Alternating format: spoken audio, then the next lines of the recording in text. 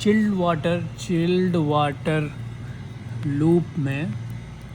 Water loop में कौन कौन सा एसेट रहता है मैक्सिमम हर प्रोजेक्ट पे ये मिलेगा। सबसे पहले कहते हैं PHEX, प्लेट हीट एक्सचेंजर। अगर प्लेट एक्सचेंजर नहीं रहा तो डायरेक्ट चिलर भी लिख सकते हैं कि अगर कोई कंपनी कोई फ्लोर में चिलर रहा तो चिलर से निकलेगा पानी ठंडा। एयर कूल्ड चिलर रहे चाहे वाटर कूल्ड रहे। This is option. We Yeah. can use also plate heat exchanger. Yes, air or cooled we can use direct chiller. Direct chiller, water cooled और PGX एक्चुअली होता क्या है, ये district cooling से पानी आता है। डिस्ट्रिक्ट कूलिंग का मतलब है क्या कि पानी जो है किसी एक जगह प्लांट बना रहता है, डिस्ट्रिक्ट कूलिंग कहते हैं उसको, वहाँ चिलर लगा रहता है। एक डिज़ाइन टेम्परेचर हम लोग दे देते हैं कि हम लोग को 4.5 डिग्री या 4.4 डिग्री सेल्सियस चाहिए, तो ये PGX में मिलता है उतना। और PGX भी क्या करता है, पूरे फ्लो को मेंटेन करता है। एग्जांपल PGX के बाद जो लगा रहता है उसको हम लोग कहते हैं पंप। तो पंप में हम लोग ज़्यादातर मैक्सिमम इसको इस तरीके से लिखते हैं, चिल्ड वाटर पंप, जिसको हम पंप भी बोल सकते हैं, डायरेक्ट चिल्ड वाटर पंप कहलाता है। तीसरा जो होता है हम लोगों को इसको एयर सेपरेटर भी लगा रहता है।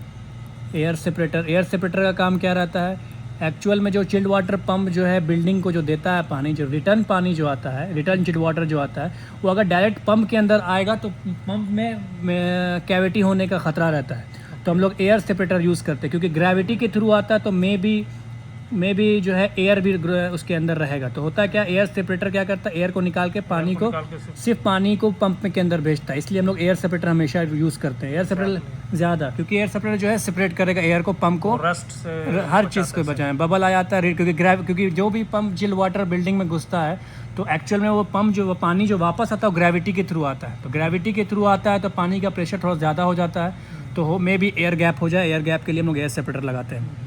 एयर सेपरेटर के बाद हम लोगों का जो एंड पॉइंट है वहाँ लगा रहता है, हम लोग कहते हैं उसको प्रेशराइजेशन यूनिट के अंदर क्या होता है, प्रेशराइजेशन यूनिट के अंदर एक रहता है, हम लोग को कहते हैं, हम लोग उसको मेकअप वाटर भी बोल सकते हैं। एक टैंक रहता है, कोई प्रेशराइजेशन टैंक रहता है। ओके।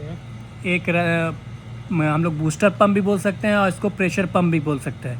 ज़्यादातर होता है प्रेशर पंप रहता है। और इसके प्रेशर पंप और प्रेशराइजेशन यूनिट के बीच में क्या प्रेशर पंप या बूस्टर पंप, इसको this is also called we can jockey pump, booster pump, whatever you want to say, because they will help to increase the minor pressure, to maintain the pressure of the line. They will maintain a minor difference. Yes.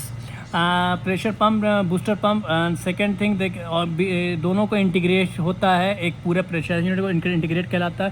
वो काम जो करता है वो solenoid valve पे काम करता है। सोलेनॉइड वाल्व रहता है, ये ऑटोमेशन पे काम करता है। If we will give the set point, example we are giving 3.4 bar pressure in the line, तो अगर 3.4 बार प्रेशर से 3.2 बार होगा तो ऑटोमेटिक सेंस होगा सोलेनॉइड वॉल के ऊपर, सेंसर सेंस करेगा, सेंसर का कमांड देगा सोलेनॉइड वॉल को ओपन होने का।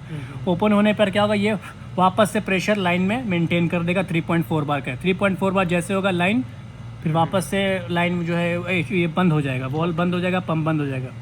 फिर और प्रेशराइजेशन यूनिट जो है हमेशा डोमेस्टिक वाटर से कनेक्टेड रहता है। टैंक को पानी जो फिल होता है डोमेस्टिक वाटर से फिल होता है, और ये डोमेस्टिक वाटर फिल होने के बाद क्या होता है, केमिकल रिलीज़ कम हो जाता है। तो एक चीज़ और लगा रहता है उसमें, लोग कहते हैं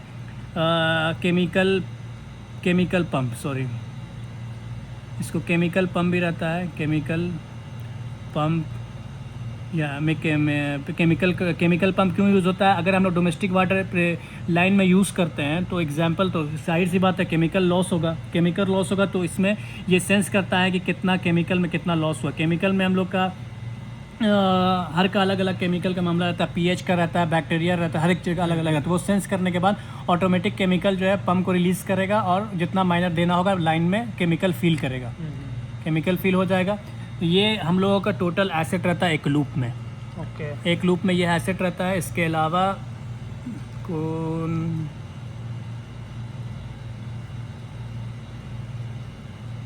अब हम लोग बताते हैं कहाँ पे ये कहाँ रहता है। Now we will discuss about chilled water